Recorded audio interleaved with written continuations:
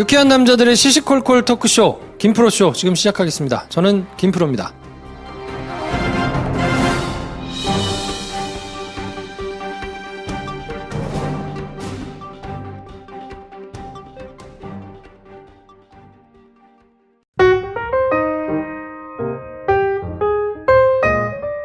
네, 어서오세요. 안녕하세요. 네, 장편 영화를 열심히 준비하고 계신 배준현 감독님 나오셨습니다. 네, 배준현입니다. 네, 연애 지상주의자 한량 김선생 나오셨습니다. 네, 안녕하세요. 내일 출근하시느라 고생 많으시겠네요. 김선생입니다. 네. 영화 만들고 싶어서 기자 때려치고 영화 준비하고 있는 김프로입니다. 저희가 가끔 게시판에다가 궁금하다고 글 올려주시는 분들 계신데 도대체 에피소드 구성이 어떻게 되는 거냐. 큰 틀에서 보면 그렇습니다. 하루에 영화 하나, 그리고 영화가 아닌 시사를 포함한 다른 주제 하나, 이렇게 하는 게 저희의 목표인데 아직은 저희가 여력이 조금 모자라서 어떤 날은 개봉 영화 하나, 지혜영 하나 이렇게 영화가 2편 올라가는 날도 있는데요. 시간이 조금만 지나면 이제 그게 영화 하나 다른 거 하나 이렇게 올라갈 테니까 좀 기다려주시면 좋겠고 네. 저희가 재밌는 날까지는 계속 할 거니까 하여튼 재밌게 들어주시면 좋겠습니다. 의식의 흐름 따라 계속 편성을 이렇게도 해보고 저렇게도 해보고 하고 있어요. 그러니까 네. 저희가 할 수 있는 범위 내에서 많은 시도를 해보고 있는데 그런 흐름 따라서 이렇게 같이 쓸려가는 것도 재밌을 겁니다, 여러분. 네. 그리고 별 생각 없이 한번 해볼까 했을 때 반응들이 다 좋아. 둘이 그쵸. 그 주말 그 시사, 그거 지금 반응 좋잖아. 예. 처음에 저희가 배 감독이 시나리오를 집필하는 것 때문에 하찮은 뉴스 준비하는 것도 사실 꽤 많은 신경과 시간이 들어가거든요. 그렇죠. 그 부담을 좀 덜어줘 보자. 우리가 일단 땜빵을 해보자. 그러고 시작했는데 나쁘지 않아가지고. 그러니까. 의외로 고육지체로 그냥 어쩔 수 없이 우리 둘이서 시사 얘기를 해보자 했는데 네. 괜찮은 것 같아요. 네. 그러니까. 네. 네. 두란두란 앉아가지고 한 주 정리하는 얘기하고 하는 게 나쁘지 않아서. 근데 이슈 때문이냐. 그건 솔직히 잘 모르겠어. 소재 때문이냐, 캐스팅 때문이냐, 뭐 이런 게 남아있지 않나요? 제목발인지 네. 내용발인지는 솔직히 잘 모르겠어요. 네. 그렇군요. 요즘 그리고 시사가 네. 워낙 떡밥들이 넘쳐나기 때문에 그렇죠, 네. 좀 잠잠한 시국이 오면 우리가 할 얘기가 없어집니다. 그때 되면 또 네. 의식의 흐름에 따라 바뀌니까. 그때는 하찮은 뉴스 결과들을 발표하면서 네. 그렇죠. 김프로쇼는 생물이에요, 여러분. 그럼. 자, 아무튼 뭐 네. 주변에 계신 분들한테 많이 소개해 주시면 좋겠습니다. 저희는 광고 듣고 2부에서 찾아뵙겠습니다. 배 감독 해야지. 화이팅!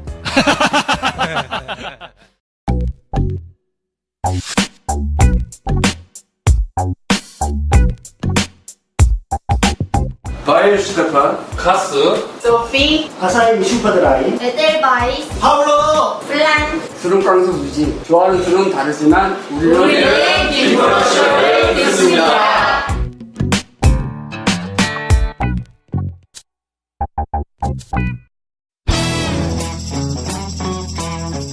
서초동 감식반장 김프로.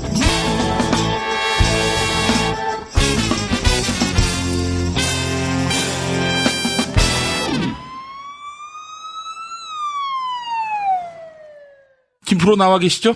네, 안녕하세요. 김프로입니다. 예. 국정원 개혁위원회가 과거사, 특히 지난 9년 동안 이명박근혜 정부 시절에 있었던 농단을 넘어선 농간을 들춰내고 있고, 그것도 검찰에다가 수사하라고 권고하고 있는 거죠? 네, 그렇죠. 지금 자료를 다 넘겨가지고 수사 의뢰를 한 상황이고, 그것 때문에 많은 사람 인력들이 이제 들어가서 수사가 진행이 되고 있거든요. 예, 예. 근데 그냥 단일 사건 하나씩만 보더라도 게이트급에 해당하는 사건들이 지금 뭐 3일, 4일에 한 번씩 막 뻥뻥 터져 나오고 있거든요. 예. 수사를 누군가가 덮으려고 노력했다더라, 또 이런 것이 유출돼서 어떻게 됐다더라, 뭐 이런 것들이 사실 그냥 개별 사건 하나하나만 터지더라도 굉장한 내용인데, 지금 뭐 지난 뭐 1년 동안 우리가 접한 사건이 뭐 너무 어마어마한 사건들이 많아가지고, 그냥 굉장히 작고 뭐 시시콜콜한 사건인 것처럼 느껴져서 좀 무디게 느끼는 분들이 좀 있는 것 같은데, 예. 사실은 법적으로 검찰이 수사를 해가지고 그거와 관련해서 증거를 모으고 진술을 받아가지고 그거를 법리적으로 검토해서 법원에다가 넘기는, 처벌을 받게 해달라고 이제 기소를 하는 내용들은 여러 가지 오랜 기간과 뭐 노력과 이런 것들이 사실 좀 들어가거든요. 그냥 언론 보도는 상대적으로 뭐 이런 사실관계를 확인해가지고 보도를 하면 되지만 변호사와 또 오랜 기간 동안 법정에서 공방을 벌이면서 싸우고 사실관계를 막 들춰내고 하는 것들은 굉장히 촘촘하게 논리구조도 갖춰가지고 이걸 써야 된단 말이에요.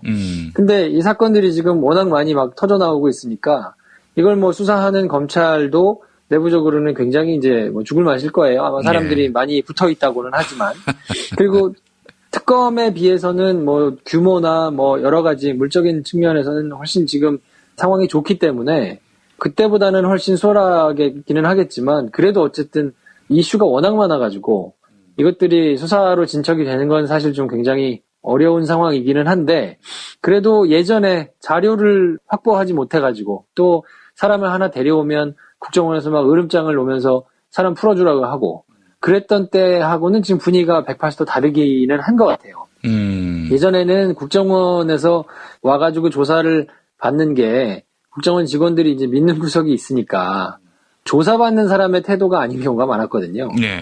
굉장히 거들먹거리면서 뭐 하려면 해봐라 약간 배째라 뭐 이런 식의 분위기였는데 정권이 바뀌고 나서도 초반에 잠깐 그렇게 뭐 으름장을 보이다가 이제 몇 명이 구속되고 아 이게 예전 같지 않구나 싶으니까 지금은 상당히 고분고분하게 조사가 진행되고 있는 분위기거든요. 그래서 예전과는 확실히 다른 결과들이 이제 나올 텐데 그 와중에 이제 뭐 검찰 내부에서도 뭔가 이렇게 조금 문제가 될 수 있는 그런 사람들이 하나 둘 생겨나기 시작했습니다. 예. 결국 이제 스스로 팔다리를 잘라야 하는 그런 상황에 이르게 된 것인데 내부 반발은 없습니까?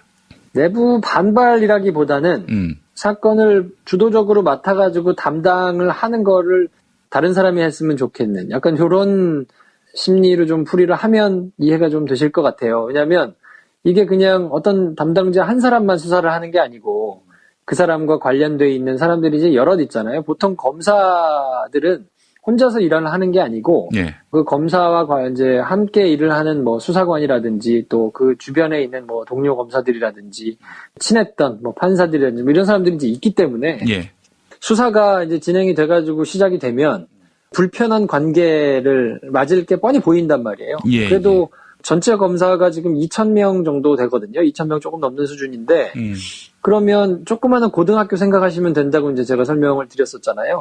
아주 작은 명문 고등학교 내지는 어디 이렇게 좀 어렵게 공부해가지고 들어오는 고등학교 요 정도 생각하시면 되는데 그래봐야 한 달이 건너면 다 이제 아는 사람들일 거란 말이에요. 또 1년에 한 번씩 임지를 옮기면서 여러 사람들이 바뀌어서 이제 팀으로 수사를 하고 하니까 뭐 어지간하면 다 아는 사람들일 텐데 그 사람들에 대해서 이제 수사를 하는 것이 그렇게 썩 쉬운 일은 아니겠죠. 그렇지만 어쨌든 또 역할을 맡았으니까 해야 되는 상황이고 지금은 시대적인 요구가 적당히 아는 사람이라고 눈 감아주고 편의를 봐주고 이럴 수 없는 지금 분위기잖아요. 그렇죠. 그러니까 수사를 하면 제대로 해야 되는 걸 알기 때문에 아, 저 사건이 나한테 안 왔으면 좋겠다 라고 이제 생각을 하는 분위기들이 조금 있는 것 같고 그렇다고 이제 뭐 온 사건을 뭉개거나 이럴 수는 없기 때문에 예. 그냥 맡겨지면 눈 질끈 감고 이제 수사를 하는데 그러다 보니까 지금은 어쨌든 박근혜 전 정부에서 오히려 검찰 수사를 좀 방해하거나 아니면 수사가 잘 이루어지지 않도록 역할을 했던 사람들한테까지 이제 수사의 칼끝이 겨눠지기 시작했거든요. 그래서 아마 조금 있다 보면 어쨌든 내부적으로 좀 문제가 되는 사람들에 대해서도 법적으로 이제 처벌을 받게 되는 이런 상황이 전개되지가 않을까 싶습니다. 쉽게 얘기해서 윤석열 지검장이 확실하게 검찰을 장악했군요. 그렇죠. 지금 뭐 지난번 이루어진 이제 검찰 내부의 인사를 보더라도 각자의 자리에 있는 사람들이 수사력에 있어서는 굉장히 훌륭한 사람들이 많이 가 있어요. 그러니까 박근혜 정부 때만 하더라도 주요 보직에 수사를 아주 잘하는 사람들이 가는 이런 뭐 특수부와 관련된 자리라든지 뭐 이렇게 수사력이 좀 필요한 자리들에 이분은 뭐 그렇게 수사 경력이 있었나 싶은 사람들이 가는 경우도 왕왕 있었거든요. 예. 근데 이제 지금은 면면을 다 들여다보면 외부적으로는 많이 알려지지는 않은 사람들이라도 수사적으로는 하여튼 굉장히 좀 잘 수사를 할 수 있는 사람들이 자리에 좀 포진해 있는 상황이기 때문에 지금은 예전에 비해서는 이제 그냥 수사의 전투력 면으로만 치면 높은 상황이거든요. 근데 이제 뭐 시대적인 상황도 그렇고 검찰이 지금 여러 사람들한테 주목을 받고 있는 것도 그렇고 또 대대적으로 지탄을 받고 지난 10년 동안 검찰이 후진적으로 활동을 했기 때문에 그것 때문에 이제 비판을 먹고 개혁의 대상이 됐다는 것들도 본인들이 좀 알고 있거든요. 예. 그래서 그것 때문에 지금은 수사에 대해서 뭔가 적당히 뭐 좋은 게 좋은 거라고 이렇게 편을 봐주거나 뭐 그럴 수는 이제 없는 사회적인 분위기가 만들어졌기 때문에 예. 적어도 지금 국정원 사건과 관련해가지고는 수사를 하고 있는 당사자들도 이 사건에 대해서 개인적인 뭐 한 같은 게 조금 있거든요. 그러니까 제대로 수사를 좀 해보려고 하는데 수사 자체를 못하도록 막 방해를 하고, 그러니까 이번에 이제 문제가 되는 것도 검찰 조직에서 파견을 여러 곳에 이제 나가거든요. 근데 이제 박근혜 정부 초기에 감찰실장, 그러니까 국정원 감찰실장으로 파견을 받았던 이제 고위 간부 검사가 실제로 압수수색에 들어올 거를 대비해가지고 방해하는 형태의 거를 했단 말이에요. 예, 예. 뉴스에 보도가 많이 됐지만 압수수색용 사무실 이런 거를 따로 만들어 놓고 문서 이런 것도 이제 따로 만들어 놨다는 거 아닙니까? 예. 이게 무슨 말인가 싶을 텐데 국정원 내부에는 몇 호, 무슨 실 이렇게 있는 것들이 없다 그래요. 그러니까 명패가 붙어 있거나 뭐 이렇지 않고 그냥 굉장히 구조 자체가 좀 복잡하게 돼 있는 모양입니다. 예. 그러니까 어떤 방이 누가 어떤 일을 하는 곳이라는 거를 아는 사람이 아니면 압수수색을 갔다 하더라도 거기는 안내를 좀 받아야 되거든요. 예. 근데 전혀 모르는 사람들을 상대로 위에서 이제 장난을 친 거죠. 그래서 마치 사무실인 양, 심리전단 팀이라고 이렇게 사무실인 양 꾸며놓고 허위 문서 이런 걸 갖다 놓고 쇼를 한 거니까 그거를 가져와가지고 이제 조사를 하니까 뭐 수사가 제대로 될 리가 있겠습니까? 엉터리 자료들을 가져와가지고 수사를 한 건데 그런데도 지금처럼 뭔가 이렇게 문제가 되고 그때 당시에 막 법무부나 뭐 이런 걸 통해서 수사를 못하도록 틀어막고 했던 거는 그때 그냥 그 엉터리 사무실에서 가져온 자료만 가지고 수사를 한 게 아니었고 자체적으로 뭐 트위터라든지 다른 여러 가지 것들을 수사를 해가지고 새로 찾아낸 증거들을 가지고 이제 칼을 들이밀었던 거거든요. 그러니까 국정원 내부적으로는 굉장히 조금 당혹스럽기도 하고 야 이렇게까지 수사를 하나 놀랍기도 하고 막 그랬을 텐데 어쨌든 지금 이제 그런 것들이 전혀 밝혀지지 않다가 국정원 TF에서 이제 그런 모든 것들을 이제 쭉 조사를 해가지고 검토를 해보니 그때 장난을 했던 사람들이 국정원뿐만이 아니고 검찰에서 파견을 왔던 검사들까지도 그렇게 오히려 검찰 수사를 방해했던 거니까 그거에 대해서 이제 처벌을 안 할 수 없고 그럼 어쨌든 그 혐의에 대해서는 처벌이 될 것으로 보이거든요. 그러니까 아무튼 뭐 이번 수사는 시간이 조금 걸리기는 하겠지만 그래도 뭐 예전에 비해서 물적인 토대가 굉장히 좋기 때문에 의미 있는 수사 결과가 나올 가능성이 굉장히 높다고 생각을 하시면 될 것 같습니다. 그 국정원 갔는데 쓰지도 않은 엉뚱한 사무실에 이렇게 인도를 해서 여기서 그 작업을 했습니다라고 알려주니까 그걸 뭐 100% 믿어버리고 아니 검찰이 늘 이딴 식으로 수사를 하진 않았을 텐데. 그러니까 그때 당시에는 수사팀에서는 수사 의지가 상당했거든요. 그래서 이제 보통 압수수색 영장을 받으면 수색영장의 범위를 명확하게 적어놔요. 그래서 국가정보원 심리전단 국 몇 팀 이렇게 이제 적어놓으면 그거에 대해서 영장이 나오는 거거든요. 예. 그러면 이 사람들은 그 사무실에 가가지고 이제 합법적으로 자료들을 가져올 수 있는 그걸 받았으니까 보통 압수수색의 장소는 그냥 광범위하게 다 이렇게 되는 게 아니고 사무실을 정확하게 특정해가지고 그거를 받아오거든요. 그러니까 만약에 심리전단 팀, 심리전단국 안에 있는 이제 댓글을 했던 사람들 사무실을 가게 되면 그냥 모두 다 자료들을 털어올 수 있으니까 전혀 아닌 방에다가 여기가 심리전단 사무실인 것처럼 꾸며놓은 거죠. 그리고 거기가 이제 자기들은 굉장히 반성하는 액션을 취하면서 여기가 사무실입니다. 그러면 법적으로 거기 있는 것밖에 못 가져오거든요. 예. 그러니까 이제 어차피 이제 뭐 명패나 이런 것들이 안 붙어 있는 거를 악용해가지고 그런 쇼를 해서 수사를 방해하려고 했던 거니까. 예. 우리나라는 아쉬운 게 이제 수사방해죄는 따로 있지는 않아서. 아, 그래요? 네, 수사를 방해한 거에 대해서 뭐 사법방해죄나 이런 거는 이제 법적으로 마련이 돼 있지는 않거든요. 그러니까 이거 같은 경우에는 이제 위계에 의한 공무집행 방해 혐의가 아마 적용이 될 거예요. 본인이 그거를 시켜서 공무집행을 방해하도록 이제 시킨 거니까 그런 걸로 이제 처벌을 받게 될 텐데 아무튼 정상적인 사람이라면 그리고 제정신이 박힌 검사라면 도저히 할 수도 없고 해서는 안 되는 일을 그냥 이렇게 했던 거니까 그런 치부가 지금 하나씩 드러나고 있는 거라서 검찰이 아무튼 열심히 수사를 하고 이번에는 이를 앙다물고 이제 수사를 하고는 있지만 드러나는 것들이 우리가 바깥에서 지켜보기에는 참 지난 10년의 창피한 역사를 그냥 오롯이 마주하게 되는 거라서 뭐 어쨌든 그래도 적당히 덮고 지나갔던 것이 지난 10년이라면 예. 지금은 이제 그렇지는 않을 테니까 어쨌든 시간을 좀 가지고 기다려 보시면 뭐 의미 있는 결과들이 좀 나올 것 같습니다. 예. 기대해도 된다 이런 말입니까? 뭐 그럼요. 워낙 터져 나오는 사건들이 많아가지고 예. 이것들을 뭐 전부 다 충분히 만족할 만큼 할 수 있을까 싶은 생각은 좀 들어요. 지금 있는 인력들보다 훨씬 많은 사건들이 막 2, 3일에 한 번씩 뻥뻥 터지고 있기 때문에 그렇지만 그래도 주요한 사건들에 대해서 적어도 국가정보원이 뭐 정치에 개입하고 선거에 개입하고 조직적으로 뭔가 이렇게 민주주의 국가에서 있을 수 없는 해서는 안 되는 일들을 저질렀던 거에 대해서는 분명한 책임 추궁이나 그거에 대해서 책임을 지는 사람들이 이제는 나올 거라고 봅니다. 그래요. 기대가 됩니다. 예. 고대영 씨가 국정원으로부터 200만 원 받고 KBS 보도에서 국정원 불리한 기사를 빼줬다. 이것도 어떻게 수사할 수 있는 거고 또 수사를 한다면은 진실에 다가갈 수 있을까요? 그 부분에 있어서는 글쎄요, 제가 조금 더 들여다봐야 할 것 같긴 한데 쉽지는 않을 것 같기는 해요. 왜냐하면 워낙 이제 뭐 취재를 해서 기사를 쓰는 과정이 그렇게 프로토콜이 정확하게 정해져 있지가 않거든요. 그래서 이게 누구한테 소스를 받고 혹은 어떤 경로로 취재가 돼가지고 기사가 써졌는가를 수사가 이루어지는 적이 이제 종종 있기는 한데 예. 그게 일반적으로 드러나가지고 명쾌하게 이렇게 드러나는 적이 잘 없단 말이에요. 근데 국정원 개혁위원회에서 200만 원 고대영한테 줬다. 이 자료를 들춰냈잖아요.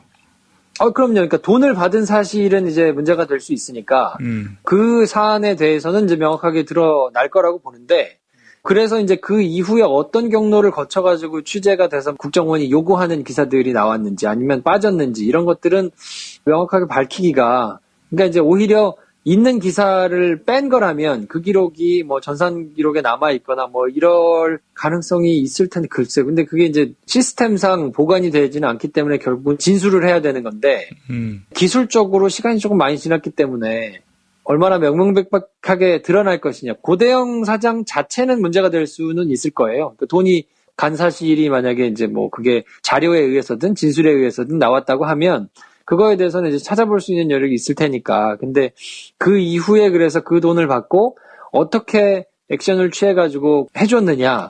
그거에 대해서는 글쎄요. 그 밑에 사람들이 이제 어떻게 진술을 하느냐. 그 해당 사람들이 어떻게 얘기를 하느냐에 달렸을 텐데 그쪽이 이제 워낙 똘똘 뭉쳐가지고 전혀 그런 사실 없다라고 해버리면 지금 증거가 될 만한 것들이 남아있기에는 시간이 너무 오래 지나가지고 쉽지 않을 것 같은 생각은 조금 들기는 하네요.